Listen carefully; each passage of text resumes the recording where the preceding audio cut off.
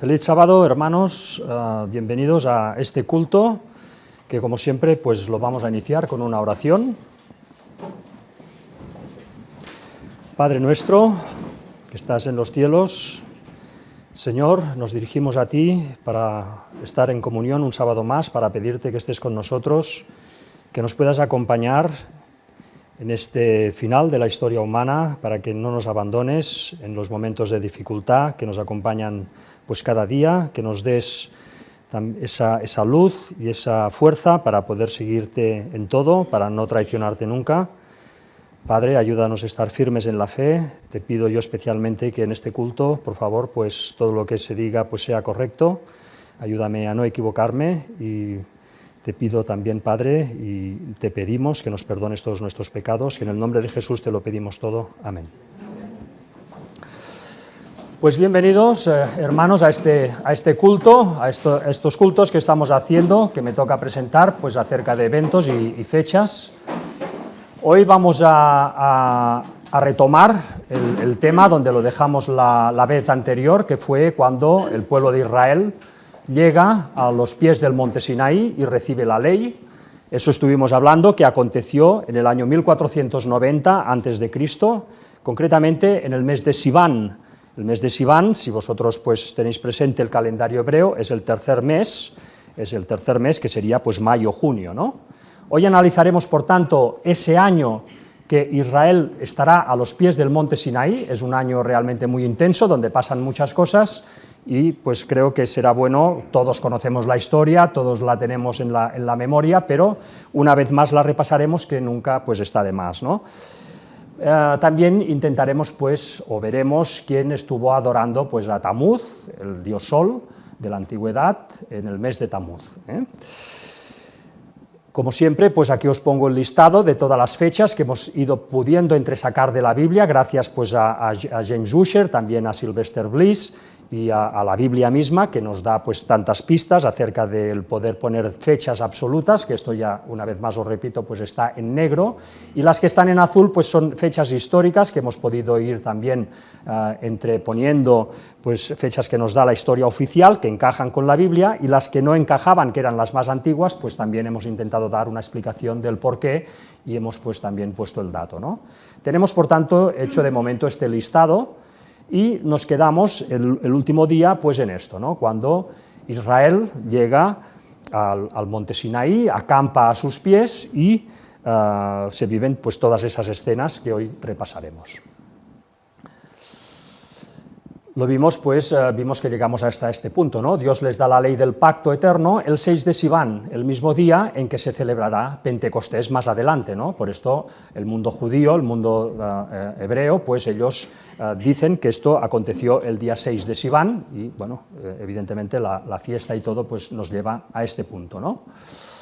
El cálculo del Pentecostés, esto lo pongo aquí pues entre medio, que es un dato más que todos también conocemos, pero para recordarlo, ¿no? El día 14 de Nisán se sacrificaba el Cordero Pascual, el día 15 de Nisán empezaba la fiesta de los panes sin levadura, que iba hasta el día 21, el día 16 de Nisán se ofrecía la gavilla mecida, y a partir de ahí, pues del día 16, se contaban 50 días para el Pentecostés, así que el 6 de Siván era Pentecostés. Recordemos que el pueblo de Israel sale un 15 de Nisán de Egipto, el 15 de Nisán del 1490, y llega el 3 de Siván aproximadamente, por tanto vemos que es un mes y medio después, llega pues a los pies del monte Sinaí, y ahí es cuando veremos todo lo que acontece. Antes que nada, como siempre, también haremos un repaso, esta vez muy rápido, porque el mundo prácticamente no habrá cambiado desde el culto anterior, ¿no? Que también estábamos en esas fechas del Éxodo, 1490, simplemente recordar pues esos minoicos, que todavía estarían en danza en esos años, les quedaba poco tiempo para que fueran invadidos por los micénicos, que son los que estaban en la Grecia. En el mapa vemos aquí Grecia, estaban ahí, que fueron los padres de los posteriores griegos. Vemos también en marrón donde estaban los hititas, vemos en lila donde estaba el reino de Mitanni, otro reino potente de esa época, que ocupaba pues tanto el norte de Siria como la posterior Asiria. Vemos en la zona de Mesopotamia donde estaban los casitas, vemos en Elam en rojo pues esa tribu que en esos años pues tenía cierta independencia, y luego vemos en amarillo pues todo lo que dominaba Egipto en esos años del Éxodo, ¿no?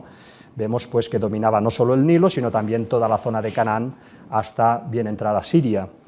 Vimos también el culto anterior, como curiosamente la historia oficial nos dice que al final del reinado de la reina Hatshepsut, por lo tanto, cuando cruzamos esas fechas de la reina Hatshepsut con la Biblia, nos situaríamos en los tiempos del Éxodo, vemos como en ese momento hay una revuelta en Canaán, eso ya lo estuvimos comentando, del por qué pudo pasar eso, ¿no? Evidentemente el ejército de Faraón murió en las aguas del Mar Rojo, por lo tanto, es de suponer que todos esos ejércitos distribuidos por la zona de Canaán salieran de Canaán para dirigirse a Egipto para reforzar, ¿no?, ese ejército que había sido destruido, y es en ese momento que curiosamente la historia oficial nos dice que hubo una revuelta en Canaán. Aprovechando ese vacío de poder, pues se supone que los reyes de Canaán pues se levantaron contra ese dominio egipcio, ¿no? Esto ya lo leímos en el culto anterior, quien quiera ver esto y no lo haya visto, pues le remito a él.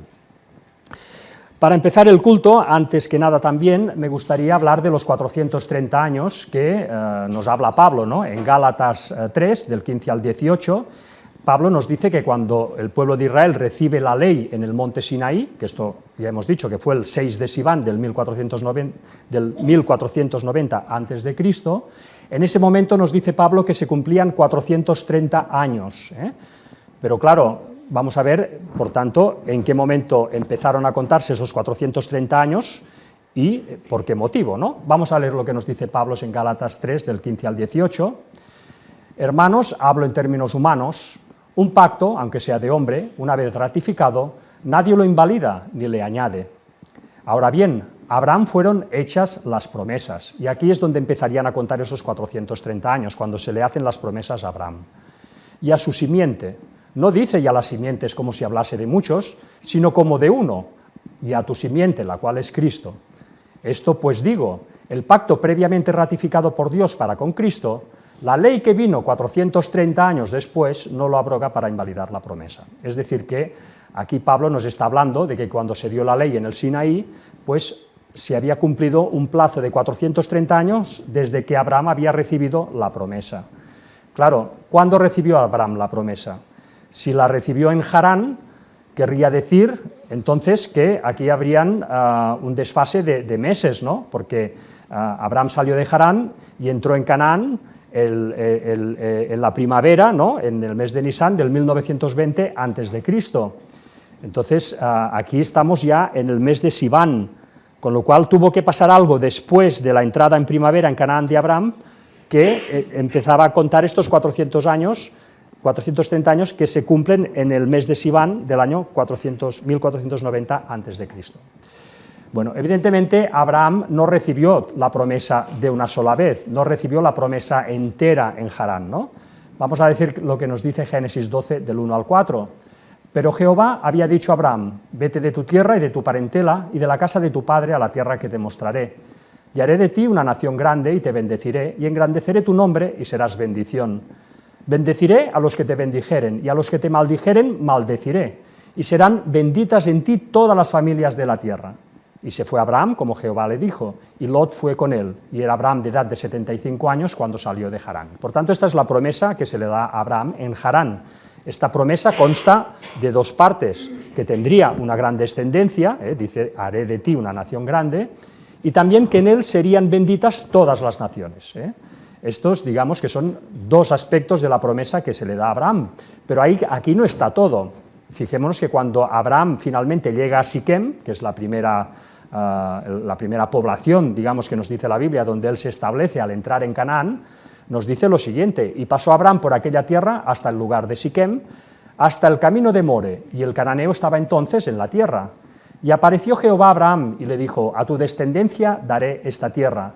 Y edificó allí un altar a Jehová, quien le había aparecido. Aquí se da, por tanto, el aspecto que faltaba en esa promesa, que es que daría la tierra de Canaán a su descendencia. Esto no se lo había dicho antes, se lo dice en ese momento.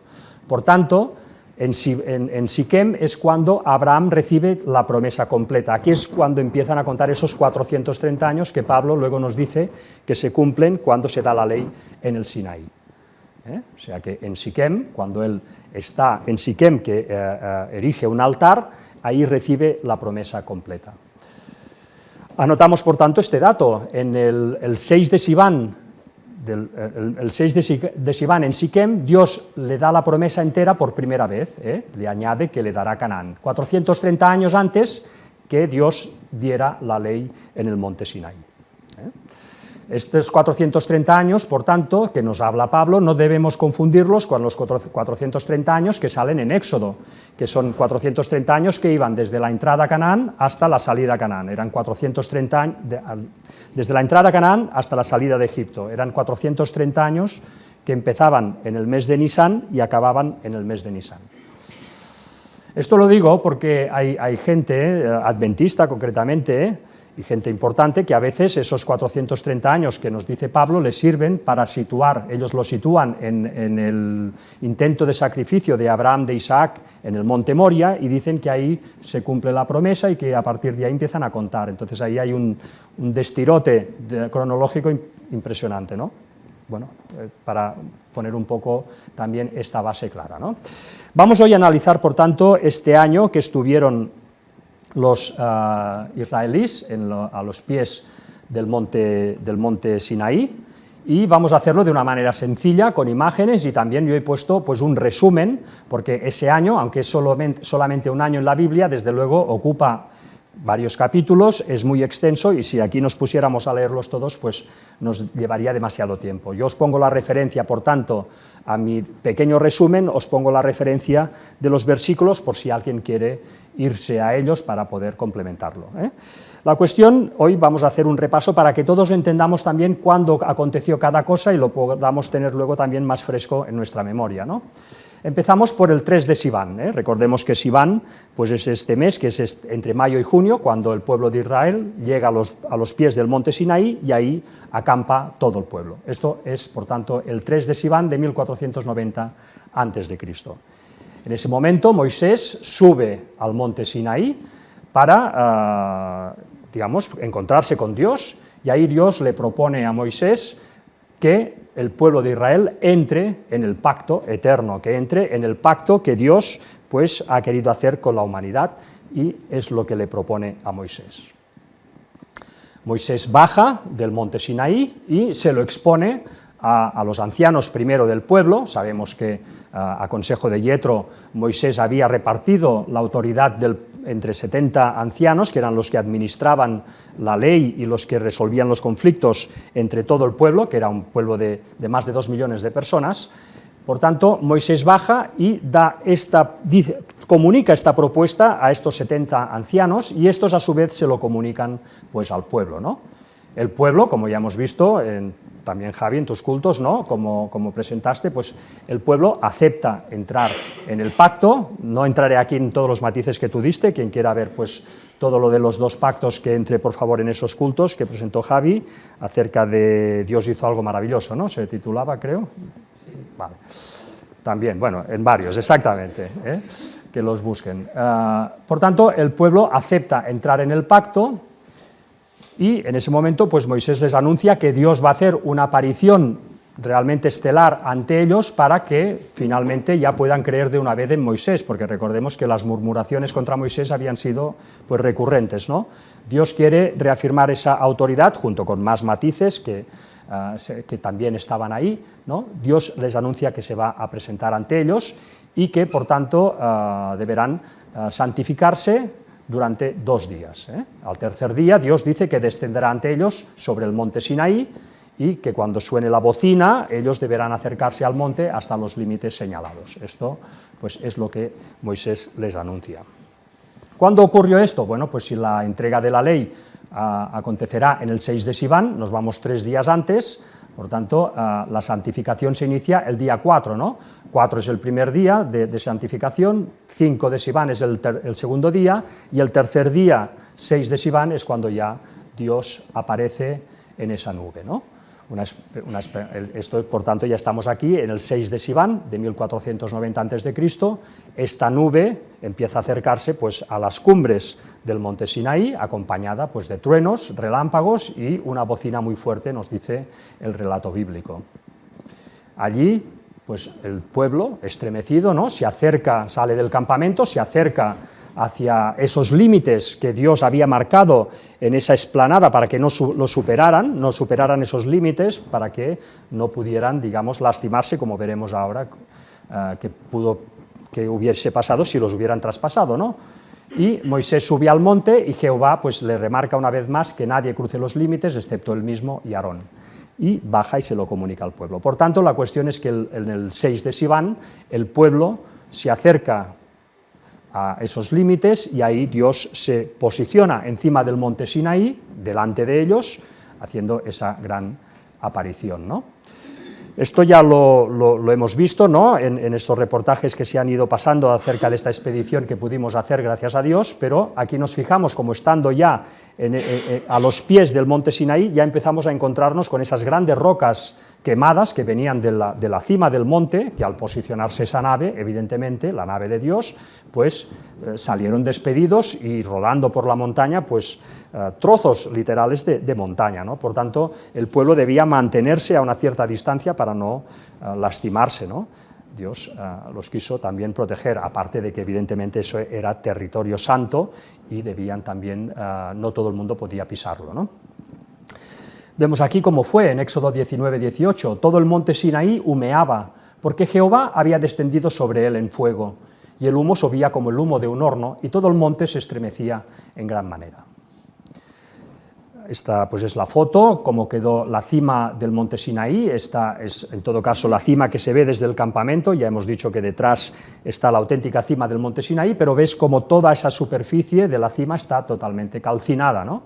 Eso, por tanto, ya nos habla de una aparición impresionante. Vemos pues todas estas piedras quemadas que hay en esa zona que pudimos ir encontrando. Y aquí vemos pues una de las muestras que me la trajo, por cierto, Ángel, ¿no?, de la cima, en la cual vemos pues un corte transversal de la piedra y como vemos toda esta superficie quemada y el interior, ¿no?, el interior pues totalmente marrón. Esto desde luego es un testimonio para mí impresionante de una realidad que aconteció y que el mundo tanto le cuesta creer, pero que es realmente literal, ¿no? Precisamente estas Navidades pues tuvimos la oportunidad en la familia de presentar esta misma piedra, ¿no? Claro, la gente se queda, bueno, ¿y esto no fue un volcán? No, si hubiera sido un volcán todo estaría negro. Tenemos precisamente en casa una piedra volcánica de Tenerife y la ves y es totalmente negra por dentro también. Entonces, bueno, ¿y esto lo ha visto algún geólogo? O sea, claro, es complicado, yo lo entiendo, que es complicado de creer cuando nunca has oído hablar o no estás en esto, pero desde luego es una prueba de primer orden, ¿no? La cuestión es que Dios, pues cuando hace esa aparición en el monte Sinaí, pues da de viva voz al pueblo los 10 mandamientos, ¿eh? ¿Qué sucede entonces? Bueno, pues en vez de entregarse, desde luego, confiados a Dios, ¿no?, ese pueblo tiene miedo y se retira, se aparta, se dirige otra vez hacia el campamento y ponen a Moisés pues como intermediario para que medie entre ellos y Dios. Entonces es cuando Moisés, estamos todavía en ese 6 de Siván, en ese momento en que se ha dado la ley, Moisés entra en la oscuridad y Dios pues le da el resto de ordenanzas referentes pues al pacto eterno, ¿no? Aarón, Nabat, Abiú y los 70 ancianos deberán inclinarse en los límites del monte. Ellen White nos dice lo siguiente acerca de estas ordenanzas, ¿no?, que se añadieron a los 10 mandamientos o que venían a complementar los 10 mandamientos, ¿no? Dice, para que las obligaciones del decálogo pudieran ser mejor comprendidas y ejecutadas, se añadieron otros preceptos que ilustraban y aplicaban los principios de los 10 mandamientos. Estas leyes se llamaron derechos, porque fueron trazadas con infinita sabiduría y equidad, y porque los magistrados habían de juzgar según ellas. Aquí, a partir de aquí, luego haremos un cálculo de cuándo pudo suceder cada cosa, más o menos, pero a partir de este 6 de Siván, empiezan pues toda también una serie de acontecimientos que vamos a relatar. En primer lugar, una vez pues Moisés ha recibido estos derechos, estas directrices que acompañaban a los 10 mandamientos, baja otra vez y se los comunica al pueblo, y el pueblo lo que hace es aceptar una vez más entrar en el pacto, acepta la ley. Ahí es cuando Moisés, en esos días, ¿no?, pues escribe sobre probablemente un papiro o un pergamino, no lo sabemos, escribe esas leyes que han recibido el pueblo, esos derechos que acompañan, o sea, esas ordenanzas que acompañan a los 10 mandamientos, todo esto lo deja escrito en papel, juntamente con las promesas que ha hecho el pueblo, eso también lo escribe en el papel. Recordemos que ahora lo vemos esto muy natural, vemos aquí a Moisés con una pluma, ¿no?, y con tinta y escribiendo. Bueno, esto realmente en esos momentos era totalmente revolucionario, eso ya lo vimos también en el primer culto de esta serie de historia bíblica, ¿no? Vimos cómo precisamente gracias a que hubieron una serie de hebreos, o un hebreo, un genio desde luego movido por Dios, que siendo esclavo en el desierto del Sinaí, trabajando en una de esas minas, pudo llegar a inventarse un tipo de escritura nuevo, ¿no?, en el cual, digamos que pudo asociar a cada consonante un símbolo, ¿no?, con lo cual le quedaba un alfabeto de 20 y pico letras, perdón. Esto es muy importante porque si no Moisés hubiera tenido que escribir todo esto, pues por ejemplo con el lenguaje de los jeroglíficos, con lo cual pues bueno, hubiera necesitado no un pergamino sino 40, ¿no? Aparte que solo lo hubiera podido leer un escriba muy especializado en el tema de la escritura. En cambio, este tipo de código que se inventó años antes en el Sinaí por un hebreo permitió transmitir la Biblia y que todo el mundo pudiera aprender ese lenguaje y la pudiera leer por sí mismo y a la vez pues transmitirla, ¿no? Con lo cual fue algo realmente impresionante. Vamos a leer esto que nos dice para recordarlo. Dice: la escritura protosinaítica se considera el primer alfabeto consonántico documentado, por tanto el primer alfabeto moderno de la historia, extendiéndose su uso desde el siglo XVIII, o sea, en el 1700 y algo antes de Cristo, hasta el siglo XVI antes de Cristo, que es precisamente un poco antes de que Moisés y el pueblo salgan de Egipto, ¿no? Con lo cual también suponemos que ese alfabeto protosinaítico ya quizá había evolucionado un poco, con lo cual ya Moisés ya no estaba usando esos símbolos tan rudimentarios del primer alfabeto, sino que ya quizá había ya evolucionado un poco, pero esto es pura conjetura, ¿eh? Dice: sus primeros testimonios fueron hallados por Flinders Petrie en el invierno de 1904-1905. Petrie fue un investigador de todo el tema de Egipto y Medio Oriente impresionante, que desde luego fue una eminencia también. Dice: en la península del Sinaí se encontró este alfabeto. Sus caracteres gráficos son de claro origen egipcio, ¿eh? ¿Por qué? Porque estas gentes, estos hebreos, eran esclavos de los egipcios, trabajaban para los egipcios, conocían ese lenguaje. Dado que hacia el siglo XVIII a.C. la península estaba bajo dominio egipcio, pero sus pobladores eran semitas. Esta escritura parece originarse cuando los pobladores de la península del Sinaí toman algunos signos jeroglíficos egipcios y los adaptan para escribir en su propia lengua. Bueno, al final pone: se suele considerar que de la escritura protosinaítica deriva total o parcialmente el alfabeto fenicio y por lo tanto el resto de los alfabetos. Por tanto, ese hebreo que vivió en el desierto del Sinaí y que inventó ese alfabeto nuevo, de ese hebreo viene todo lo demás, toda la escritura, la forma de escribir de todos los idiomas que vienen después, ¿no? Que usan evidentemente este tipo de alfabetos. En fin, es un dato curioso que nunca se nos explica en la escuela, ¿no? En la escuela se nos dice que los fenicios inventaron el alfabeto y ahí se quedan tan tranquilos. Pues no, fue un hebreo justo antes de la Biblia. Si no, la Biblia no se hubiera podido escribir tal como se escribió. Prosigamos, ¿no? Estamos todavía a partir de ese 6 de Sivan para adelante, ¿no? Pues Moisés ha escrito todas estas ordenanzas y mandamientos en un papiro o en una... y luego pues lo que hace es levantar un altar, ¿no? Y también levantar 12 columnas para, digamos, representar con cada columna a una tribu. Aquí os pongo un poco el mapa de donde estuvimos para que nos podamos orientar mejor, ¿no? A la derecha en rojo vemos pues los puntos cardinales, vemos que el norte aquí lo hemos puesto a la derecha, el sur a la izquierda, arriba al oeste y abajo el este, para ver cómo se distribuía este campamento, ¿no? Vemos en la zona de abajo de todo, la zona del becerro de oro, del altar, que ya lo enseñaremos luego. Luego vemos pues el campamento donde estaba acampado todo Israel, a los pies del monte. Vemos el altar y las 12 columnas en esta zona también de aquí. Y luego vemos pues, en azul claro el monte visible desde el campamento, es decir, tú cuando estás en el campamento ves un pico ennegrecido, ese es un primer monte que ya pertenece al monte Sinaí, al monte Horeb, pero detrás, que no lo ves desde ahí, pero detrás está el monte Sinaí, que es, digamos, que sería el más alto, ¿no? Y detrás de este monte Sinaí es donde está el Pentágono, que también pues, estuvimos, esto ya se explicó, pero para que os podáis situar un poco, ¿no?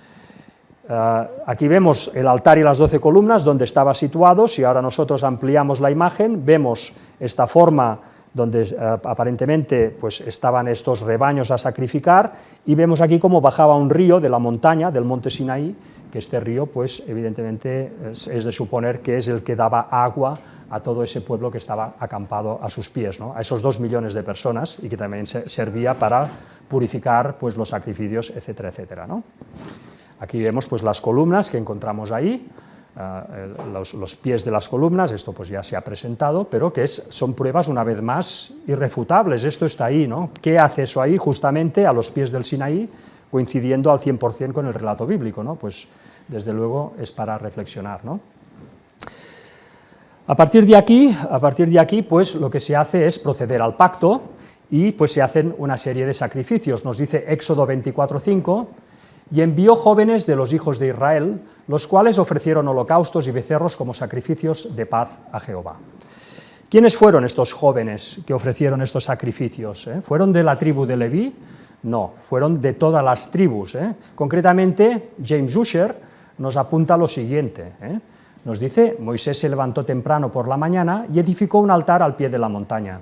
Levantó 12 pilares según las 12 tribus de Israel.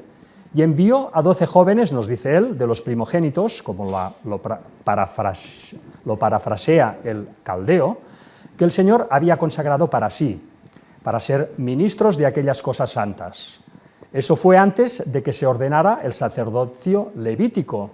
Estos hombres ofrecieron sacrificios, primero por el pecado y luego de acción de gracias al Señor. Según James Ussher, me imagino también recogido de alguna tradición hebrea, estos jóvenes que nos dice la Biblia, que ofrecieron sacrificios a los pies del monte Sinaí antes de hacer el pacto con Dios, pues fueron gentes jóvenes de cada tribu, no eran levitas, sino que en esos momentos eran jóvenes de cada tribu.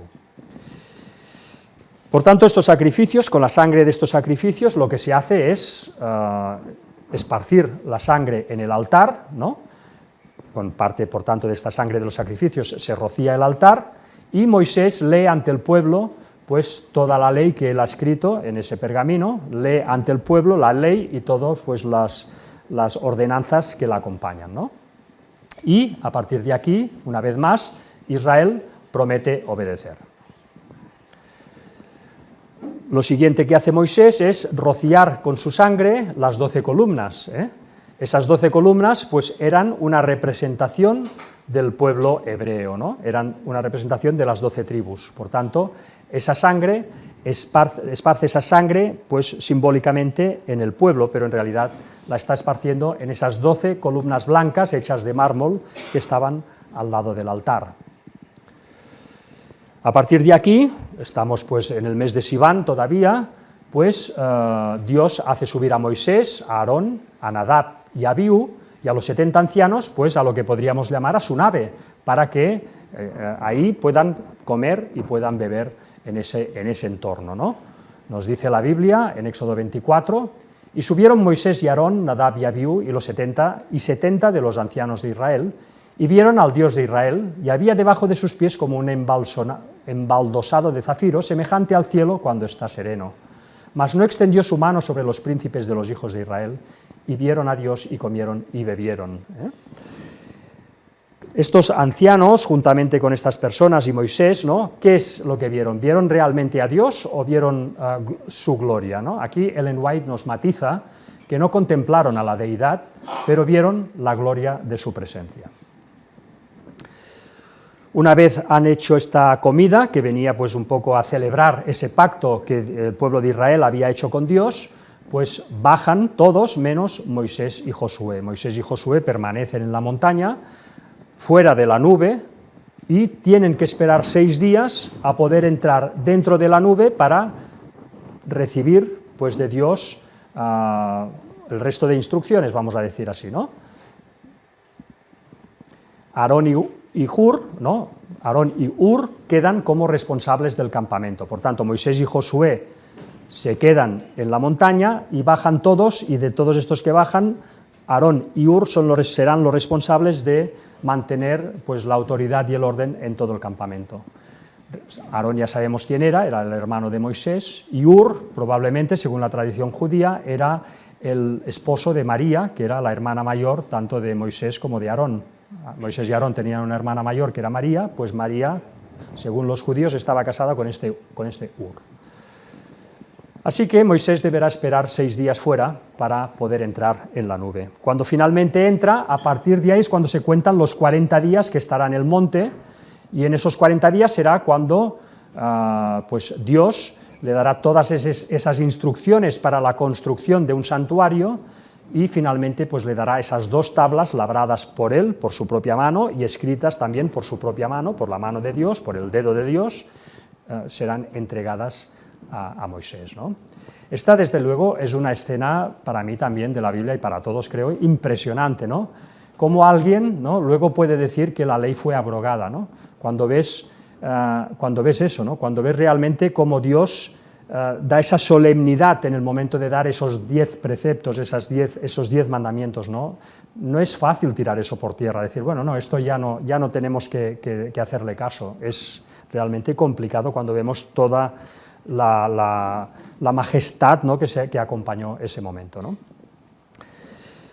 Pasados esos 40 días, por lo tanto, Moisés y Josué, que es el que lo acompañó, Josué se quedó en la antesala, no pudo entrar en la nube, pero tanto Josué como Moisés estuvieron en la montaña, pues 40 días, más los 6 de espera, pues 46 días estuvieron ahí, ¿eh?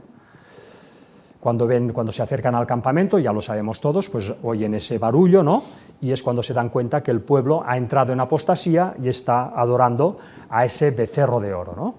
Es cuando Moisés, indignado, tira las tablas de la ley al suelo y se rompen, con lo cual el pacto que se acababa pues prácticamente de firmar con Dios, pues queda en suspenso, ¿no?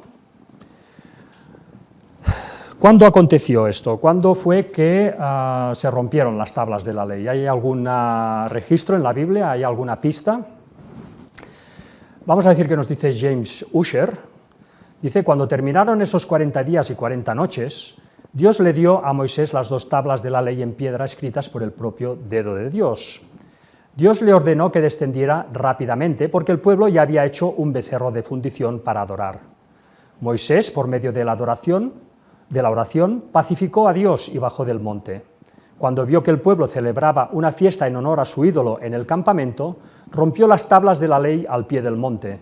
Desde entonces los judíos guardan un ayuno solemne hasta el día de hoy, el día 14 del cuarto mes. El cuarto mes hebreo es Tamuz, ¿eh?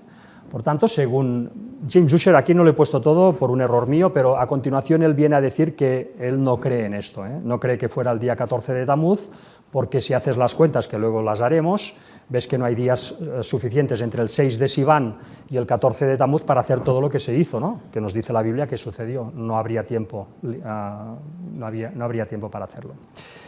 De hecho, si tú te vas a las fuentes judías, para ellos no fue el 14 de Tamuz, sino en realidad el 17 de Tamuz, ¿no? Vamos a ver lo que nos dicen. Dice, en esta página web hebrea, nos dice, este día fue estipulado como ayuno por 5 sucesos que se produjeron en él, en esa misma fecha, 17 de Tamuz. En primer lugar, se rompieron las tablas de la ley, nos dicen. En tiempos del segundo templo se anuló la ofrenda tamid. Apostemo también quemó la Torá. Se introdujo una imagen en el santuario. En los tiempos del segundo templo, las legiones romanas comandadas por el malvado Tito abrieron una brecha en la muralla de Jerusalén. Todo esto, según los hebreos, aconteció un 17 de Tamuz. A nosotros aquí lo que nos importa es que dicen que el 17 de Tamuz se rompieron los 10 mandamientos a los pies del monte. De hecho, en la Biblia sale este ayuno que guardan los judíos en el mes de Tamuz.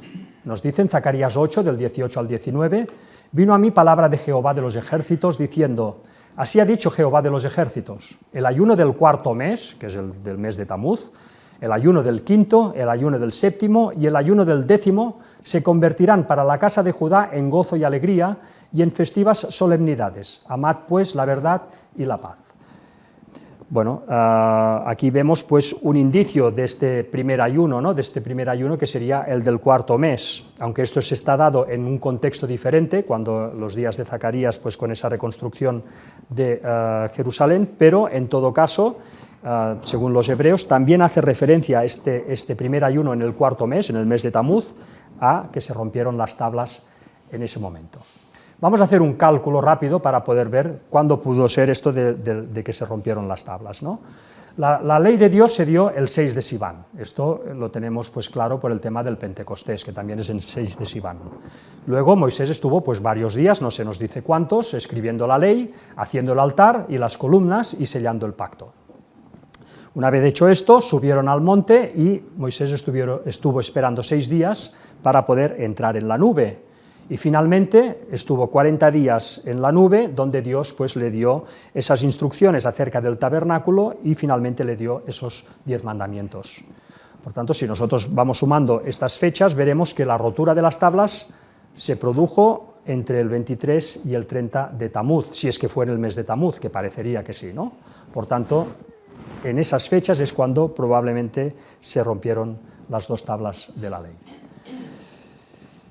Así que tendríamos que no fue ni el 14 ni el 17 de Sivan, pero de Tamuz, perdón, no fue ni el 14 ni el 17 de Tamuz el rompimiento de los mandamientos, pero sí pudo ser en el mes de Tamuz, ¿no? Cuadraría bastante bien. Según este enlace judío, además, fue efectivamente en el mes de Tamuz.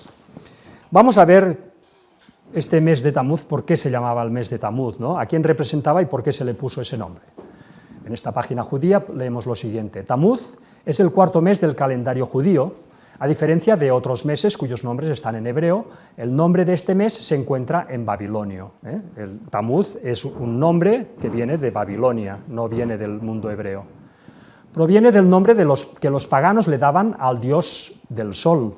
En el contexto judío representaba la idolatría. Se le asigna este nombre precisamente porque el mes trae consigo una energía que provoca acercamiento a dicha práctica. Y ahora nos va a decir el porqué. Esto evidentemente es una página hebrea, pero un poco, vamos a decir, cabalística. Dice, es el primer mes del verano, uno de los más calientes en Israel y Medio Oriente, por tanto, en el desierto de Arabia es de suponer que también debe ser así. El sol envuelve con su fuego en un calor irresistible a los habitantes del desierto. En esos días es fácil creer que el sol tiene una fuerza independiente que mueve al resto de los seres. En esos días uno debe recordar que es Dios quien le da fuerza al sol y que es Él quien maneja la naturaleza, no los astros quienes tienen fuerza independiente. Bueno, porque justo en este mes fue que los judíos en el desierto construyeron el becerro de oro, el pecado de idolatría por excelencia. Bueno, por tanto, parecería pues muy factible que efectivamente esa rotura de las tablas, no sabríamos exactamente el día, pero sí que podríamos situarla en el mes de Tamuz. Además, aquí se da una sinergia interesante, un paralelismo, una unión de conceptos muy interesante, ¿no? Que es que realmente, ¿quién adoraron, no? ¿A quién adoró el pueblo hebreo a los pies del monte Sinaí cuando adoraban a ese becerro? Vamos a verlo, ¿no? En primer lugar, vemos como Tamuz se nos ha dicho que es el dios Sol para los antiguos. ¿Quién es el dios Sol en la Biblia? Pues es el Hijo de Dios, es Jesús, es Dios Hijo, ¿no? Nos dice, mas a vosotros, los que teméis mi nombre, nacerá el sol de justicia, y en sus alas traerá salvación, y saldréis y saltaréis como becerros de la manada. Por tanto, el dios Sol, al que Satanás intenta atribuirse ese título, en realidad es Jesucristo, nuestro Salvador. ¿Y quién era este Tamuz? ¿Quién era este dios Sol? Pues era el hijo de Semiramis, ¿no? Era el hijo de Semiramis, la cual estaba casada con Nimrod. Nos dice lo siguiente la Wikipedia, ¿no? Dice, otras versiones aseguran que Semiramis estuvo casada con Nimrod y que así fue como logró todas sus conquistas, mediante dicha alianza a través del matrimonio con él. Sin embargo, luego de la muerte de Nimrod, o Ninus, Semiramis aseguró haber quedado embarazada y afirmaría que los rayos del sol habían concebido al hijo que esperaba. Y cuando nació, Semiramis afirmó que su hijo, Tamuz, era la reencarnación de su esposo Nimrod. Tamuz habría nacido exactamente en el solsticio de invierno, o la Saturnalia, que es el 25 de diciembre según el calendario babilónico, cita requerida, pone aquí. Semiramis decreta que ella y Tamuz debían ser adorados como dioses, él como dios del sol, Baal, y ella, al considerarse la esposa de un dios y la madre terrenal de otro dios, Tamuz, se proclamaba a sí misma la reina del cielo. Bueno, todos los que hemos seguido un poco el ministerio sabemos a qué atribuir todo esto, hemos visto pues, datos al respecto, ¿no? Pero aquí lo que nos interesa ver es que realmente Tamuz era el hijo de Semiramis. ¿Y Semiramis quién era en Egipto? ¿Cómo se representaba? ¿Qué diosa era para Egipto la diosa de Babilonia, Semiramis? Pues era Isis, ¿no? Nos dice aquí que desde ese día Nimrod y Semiramis, ahora deificados como dios y diosa, han aparecido con distintos nombres que reflejan el lenguaje y la cultura en la que fueron adoptados. Semiramis, como la madre de todas las madres, era la diosa de la fertilidad y la belleza en Egipto, Grecia, Roma y otros lugares tales como Isis, Venus, Asera, Diana, Astarot y Ishtar. Por tanto, Isis era tal como se conocía en Egipto. Cuando adoraban a Isis, estaban adorando en realidad a Semiramis, ¿no? Que era la diosa madre originaria que se había aparecido por primera vez después del diluvio en esa zona de Mesopotamia.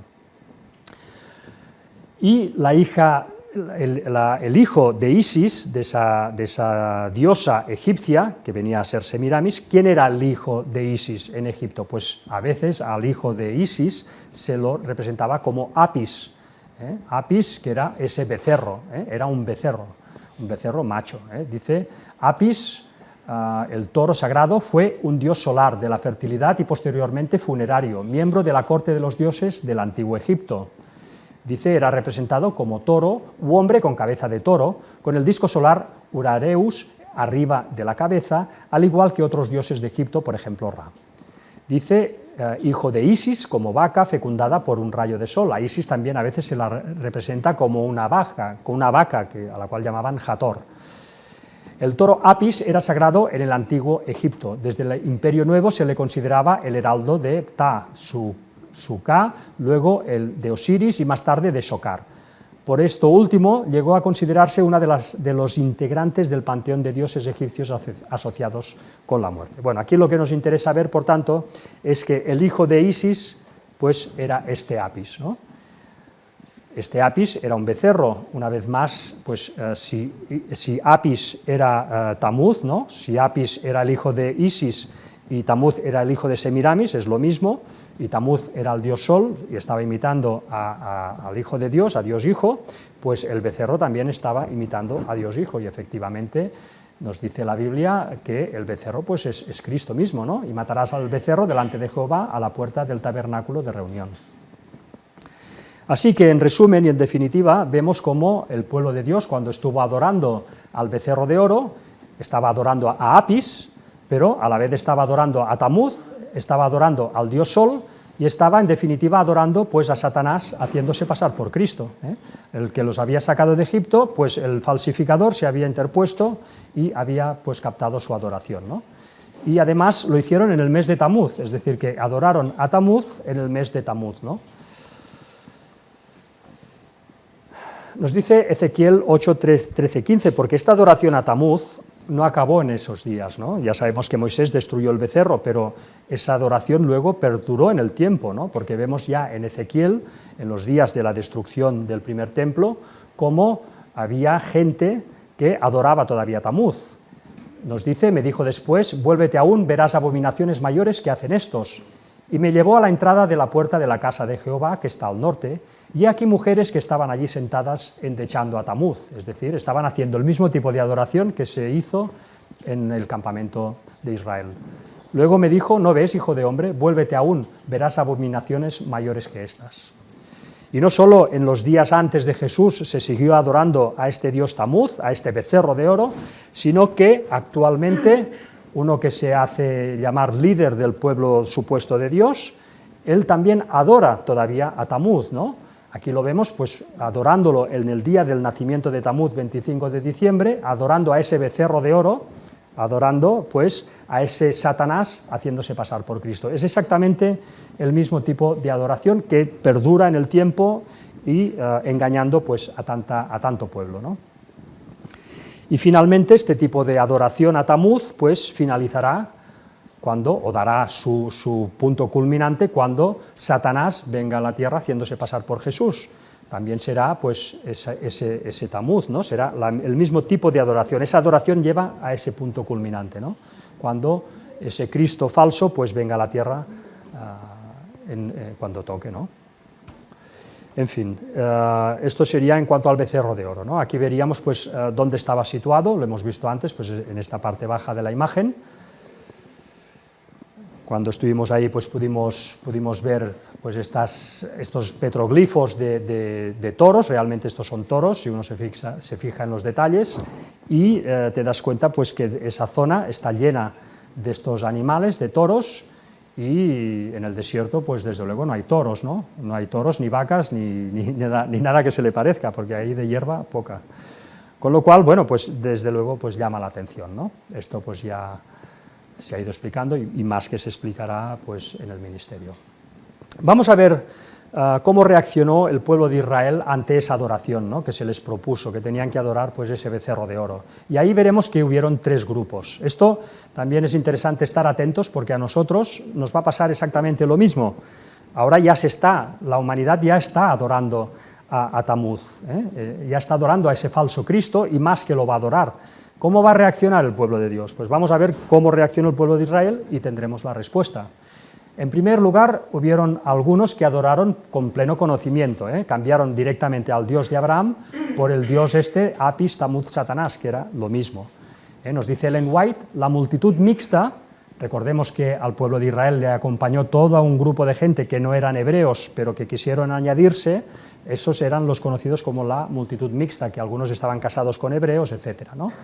Nos dice, la multitud mixta fue la primera en entregarse a la murmuración y a la impaciencia, y de su seno salieron los cabecillas de la apostasía que siguió. Es decir, que directamente, hoy en día, si lo trasladamos a hoy en día, vemos como hay gente que directamente está trabajando para que se adore al falso Cristo y para darle la bienvenida. Y que se llaman cristianos muchas veces, como el mismo Papa, ¿no? Luego tenemos el caso de gente como Aarón, ¿no? Que digamos que fueron arrastrados, no es que creyeran en eso al 100%, pero fueron arrastrados por una debilidad de carácter que tuvieron en ese momento, ¿no? Nos dice Ellen White, Aarón reconvino débilmente al pueblo, pero su vacilación y timidez en el momento crítico solo sirvieron para hacerlos más decididos. Nos dice también que Aarón temió por su propia seguridad y en vez de ponerse noblemente de parte del honor de Dios, cedió a las demandas de la multitud. Es decir, que tuvo una debilidad de carácter en ese momento, pues que lo arrastró, ¿no? Se dejó arrastrar. Bueno, esto es una advertencia para nosotros también. A veces debemos mantenernos, bueno, a veces no, siempre, ¿no? Pero habrán situaciones en las cuales tendremos que hacer una apuesta muy decidida por Dios, aunque esto nos conlleve a las consecuencias que tuvieron que arrostrar los que veremos ahora, el tercer grupo, ¿no? Al que tendremos que pertenecer sin duda. Y nos dice lo siguiente, ¿no? Los que resistieron a esa situación, dice, algunos permanecieron fieles a su pacto con Dios, pero la mayoría del pueblo se unió a la apostasía. Unos pocos que osaron denunciar la propuesta imagen como idolatría, fueron apartados y maltratados rudamente, y en la confusión y el alboroto finalmente perdieron la vida. Es decir, que bueno, a muchos de nosotros quizá nos tocará perder la vida defendiendo pues, el honor de la verdad, ¿no?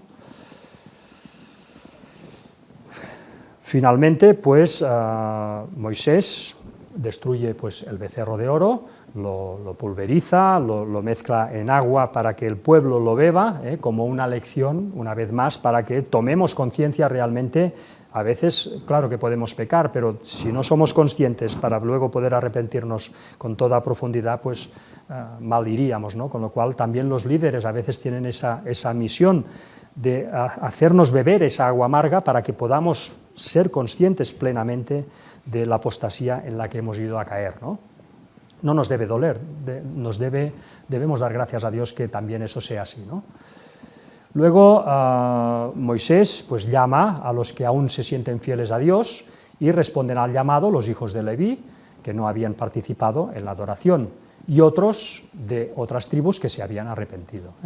Ellos se ponen pues, en el lado correcto, ¿no? Y es en ese momento cuando pues, Dios, a través de Moisés, ordena que esos 3.000 rebeldes impenitentes pues sean finalmente destruidos, ¿no? Que pertenecían la mayoría precisamente a esa multitud mixta, ¿no? Claro, cuando vemos este tipo de situaciones en la Biblia, también muchas veces nos impactan, ¿no? Sobre todo cuando uno empieza, porque dice, hombre, ostras, yo pensaba que Dios solo era pues caricias, vamos a decir así, ¿no? Amabilidad, abrazos. Bueno, no, hay también esa parte dura pero necesaria, y ahora veremos el porqué. Ellen White nos lo explica perfectamente, ¿no? En primer lugar, nos hace una puntualización muy interesante para los que a veces pecamos de buenismo, vamos a decir así, ¿no? Nos dice lo siguiente, dice, los hombres deben precaverse de cómo en su ceguedad humana juzgan y condenan a sus semejantes. Esto es verdad.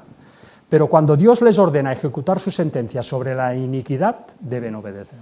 Y eso es muy importante y muy difícil. Esa es la parte quizá difícil del camino cristiano.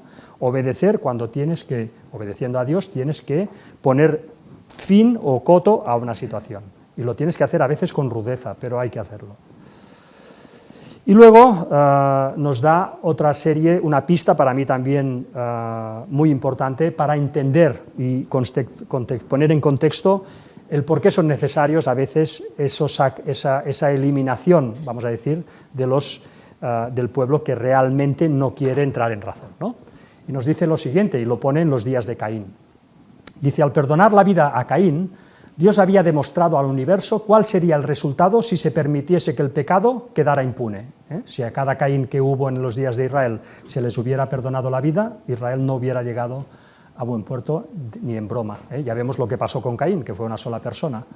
La influencia que por medio de su vida y ejemplo él ejerció sobre sus descendientes condujo a un estado de corrupción que exigió la destrucción de todo el mundo por medio del diluvio. Nos dice, así también habría sucedido con la apostasía del Sinaí. Si la transgresión no se hubiera castigado con presteza, se habrían visto nuevamente los mismos resultados. La tierra se habría corrompido tanto como en los días de Noé. Y finalmente también nos da un dato muy importante que nos dice que solo se exterminó a los que persistieron en la rebelión. Es decir, que hubo gente que no quiso cambiar de ninguna forma. Esos no tenían cabida ya. Si se les hubiera permitido conservar la vida, lo hubieran podrido todo y Dios hubiera tenido que destruir no a ellos, a todos. Con lo cual, al final, entiendes, ¿no? Entiendes la mente de Dios que lo abarca todo y desde luego es muy sabia, ¿no? Finalmente nos dice que el Señor honró la fidelidad de la tribu de Leví, otorgando una distinción especial a la tribu de Leví, ¿no?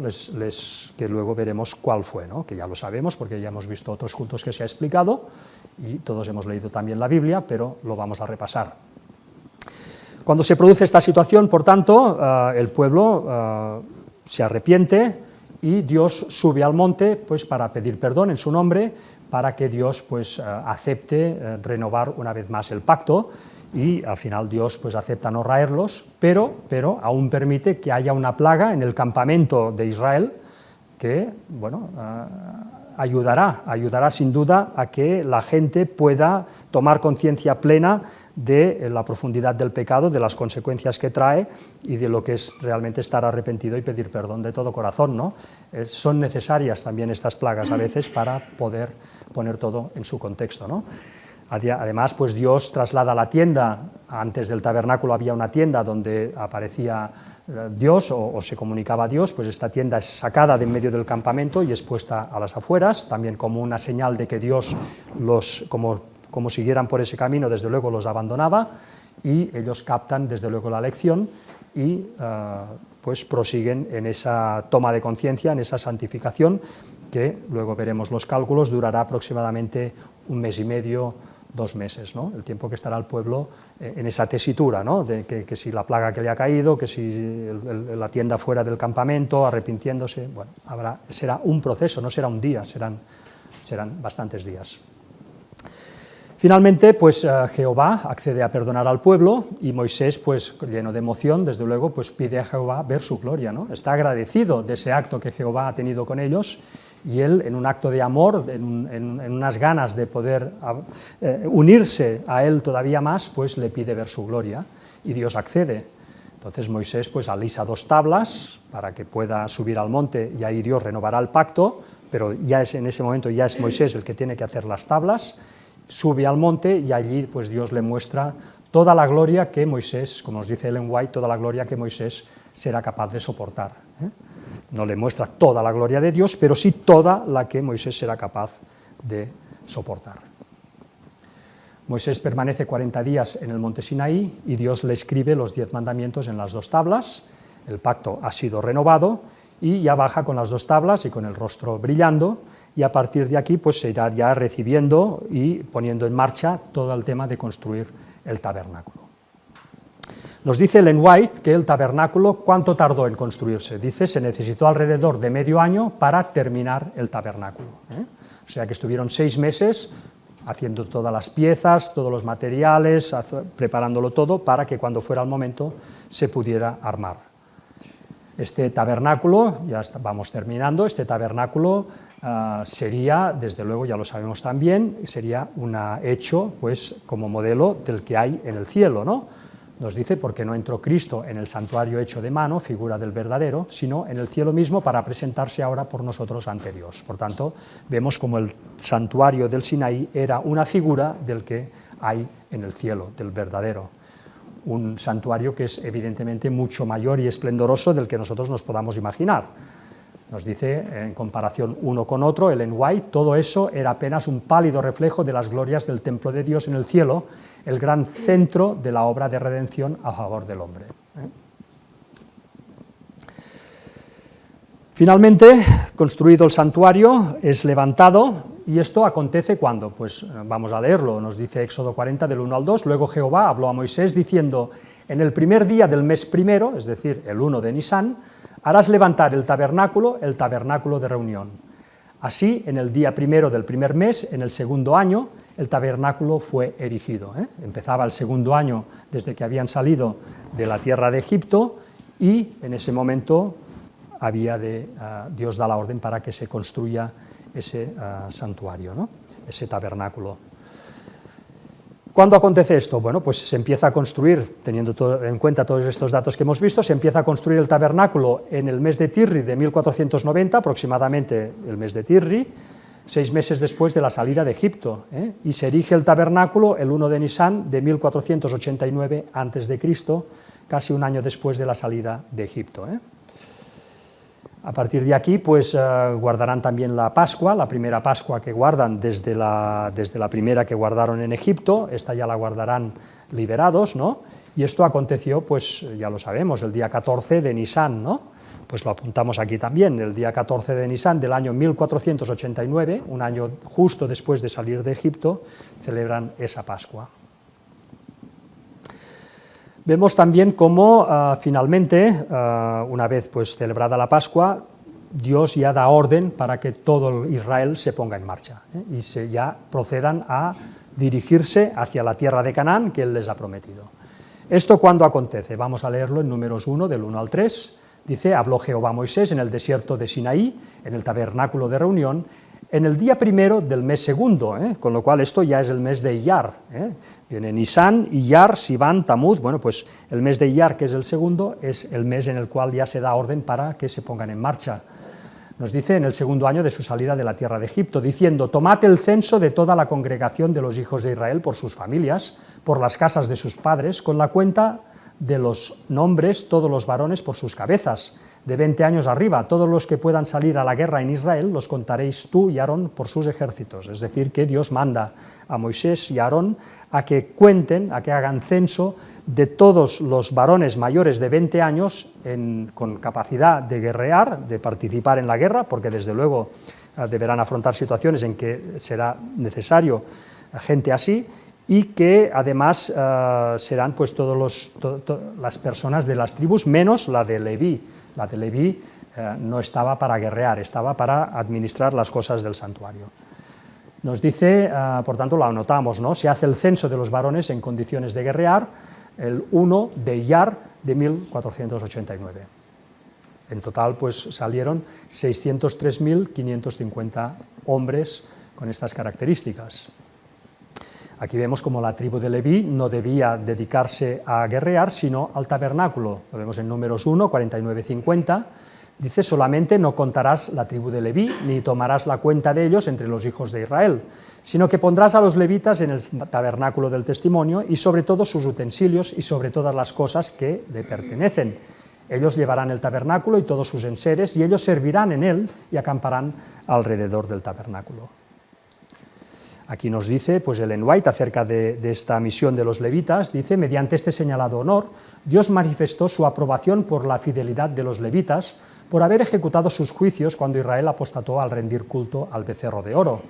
No obstante, el sacerdocio se restringió a la familia de Aarón. El resto de la tribu se le encargó el cuidado del tabernáculo y su mobiliario, y para ayudar a los sacerdotes en su ministración, pero no podían ofrecer sacrificios, ni quemar incienso, ni mirar los objetos santos hasta que estuviesen tapados. Bueno, nosotros sabemos que Leví tuvo 3 hijos, que fueron pues 3 hijos que darían a 3 tribus de levitas, ¿no? Que fue Gersón, fue Coat y fue pues Merari, ¿no? Estos 3 hijos de Leví serían estos padres de estas 3 tribus.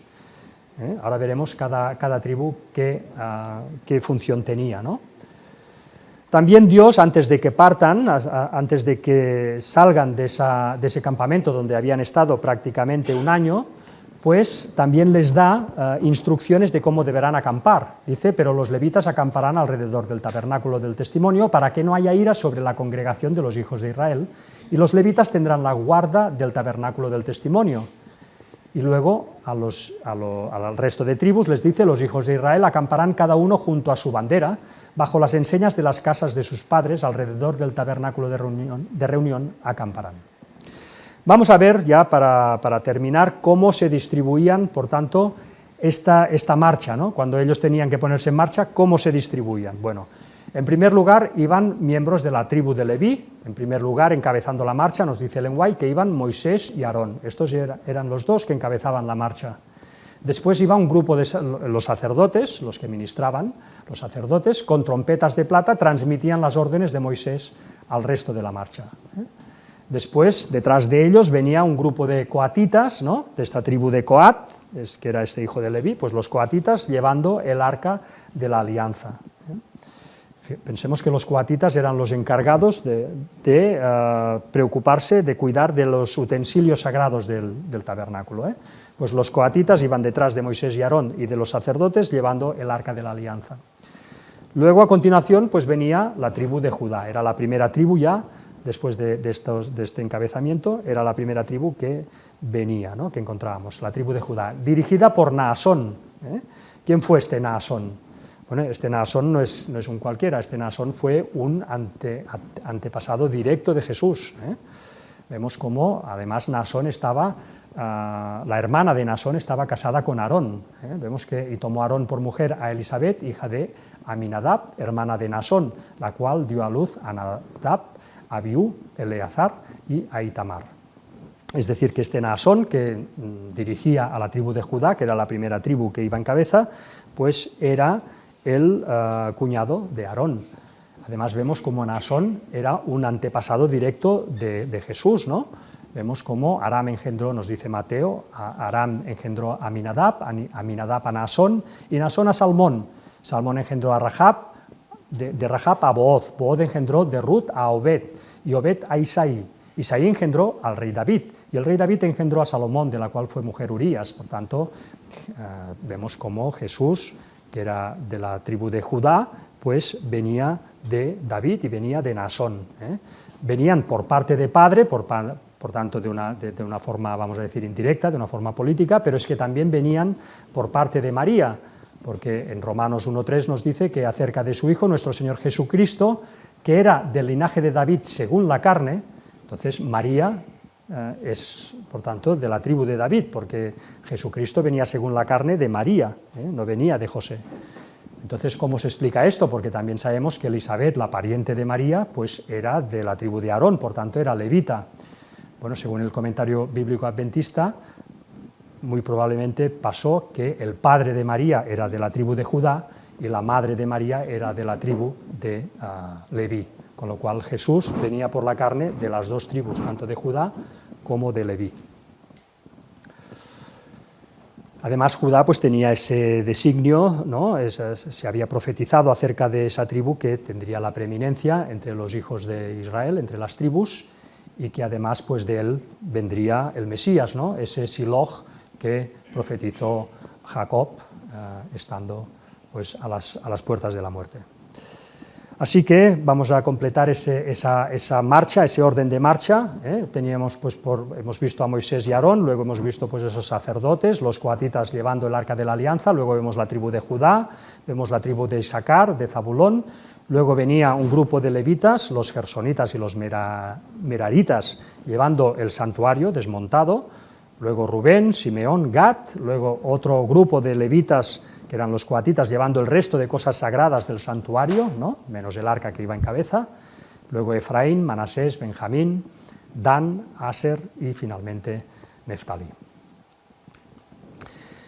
Y Ellen White nos da un detalle también acerca de la multitud mixta, ¿no? Esa multitud mixta que hemos hablado. Dice, a la multitud mixta que había acompañado a Israel desde Egipto, no se le permitía ocupar los mismos cuarteles que las tribus, sino que debían habitar en las afueras del campamento, y sus hijos debían quedar excluidos de la comunidad hasta la tercera generación. Una vez más, ¿no? Ostras, qué injusto, pobre gente, ¿no? Bueno, pues Dios tiene sus razones, desde luego, Dios tiene sus razones, y todos podemos meditar el porqué, ¿no? Luego nos dice más, dice, se impusieron meticulosas medidas sanitarias, la entrada al campamento estaba prohibida a toda persona que por cualquier causa fuese considerada inmunda. Estas medidas eran indispensables, para preservar la salud de esa enorme multitud, y era necesario también que reinase perfecto orden y pureza para que Israel pudiese gozar de la presencia de un Dios santo. Y hoy en día esto es distinto, no, es exactamente lo mismo, El pueblo de Dios debe ser un pueblo ordenado, debe ser un pueblo donde tú tienes que, con la ayuda de Dios, identificar el puesto que te ha tocado ejercerlo de la mejor forma posible, sea el que sea que te haya tocado, y siempre con esa visión de que somos una iglesia y de que hay que encajar, y a veces eso significa ceder, y a veces significa poner las cosas claras. Habrá momentos de todo. Tenemos que pedir a Dios que nos ayude a saber no desentonar nunca en este sentido, ¿no? Y bueno, ya finalmente pues decir esto, ¿no? Que el pueblo de Israel, el día que se puso en marcha exacto, también nos lo dice la Biblia, una vez más nos da una fecha absoluta, que es en el año segundo, en el mes segundo, a los 20 días del mes, la nube se alzó del tabernáculo del testimonio, y partieron los hijos de Israel del desierto de Sinaí según la orden de marcha, con lo cual salen el 20 de Iyar del año 1489 a.C., lo apuntamos aquí en esta lista que estamos haciendo, y ya pues para finalizar dar el dato de que Moisés pidió a Jobab, que era el cuñado de Moisés, por tanto era hijo de Gersón, Gersón era el suegro de Moisés, pues Jobab era el cuñado de Moisés, era un hijo de Gersón, le pidió que los acompañara, pues él conocía perfectamente toda la zona de Arabia, ¿no?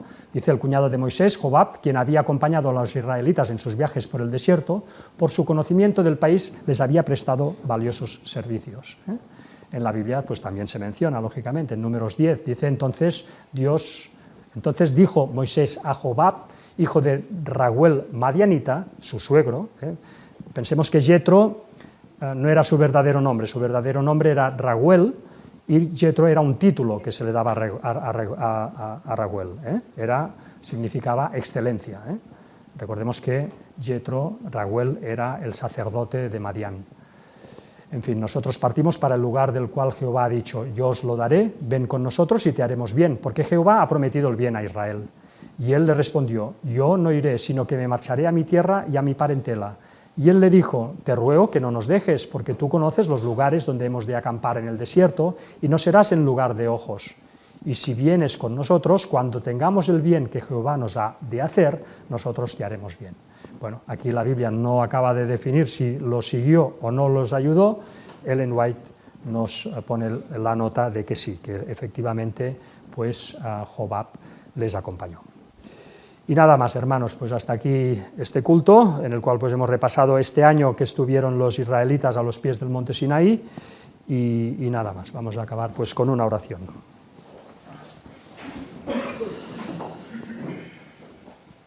Padre nuestro, que estás en los cielos, Señor, te pedimos que por favor nos acompañes este resto de sábado que nos queda. Te pedimos que estés con nosotros, que nos acompañes también durante toda la semana. Ayúdanos a cambiar, ayúdanos a fortalecernos en tu amor, para que podamos ver a los demás siempre con ese amor tan necesario, para que nada nos pueda hacer tambalear y apartarnos de este precioso camino que tú nos has abierto. Ayúdanos a perseverar, Señor, y perdónanos todos nuestros pecados, que en el nombre de Jesús te lo pedimos todo. Amén.